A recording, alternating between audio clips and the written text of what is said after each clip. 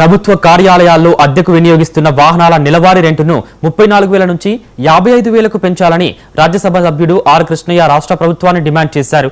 Pending లో ఉన్న ఏడాది బకాయిలను వెంటనే చెల్లించాలని కోరారు. హైదరాబాద్లోని బషీర్బాగ్ ప్రెస్ క్లబ్లో హైర్ వెహికల్ అసోసియేషన్ ఆధ్వర్యంలో నిర్వహించిన సమావేశానికి ఆయన ముఖ్య అతిథిగా హాజరయ్యారు. పెరిగిన ఇంధన ధరలు, ఖర్చుల దృష్ట్యా ప్రస్తుత అద్దె సరిపోవడం లేదని పేర్కొన్నారు. అద్దె వాహన యజమానుల సమస్యల పరిష్కారం కోసం ప్రభుత్వం వచ్చే నెలలోగా చర్యలు తీసుకోవాలని, లేదంటే ఉద్యమాన్ని ఉధృతం చేస్తామని హెచ్చరించారు. ఒకటి కాదు, రెండు కాదు, 2 ఏళ్లకు ఒకసారి పెంచవలసినటువంటి అద్దెకాల రెంటును 9 ఏళ్లుగా పెంచకపోవడం అనేది చాలా దుర్మార్గము, శోచనీయం. అందుకే మీరు తక్కువ అడుగుతున్నారు, నేనైతే ఇంకెక్కువ అడగాలి అనిపిస్తుంది.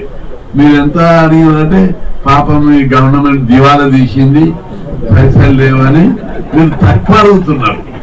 నేను అసలు 75,000 అడుగుదాం అనుకున్నాను.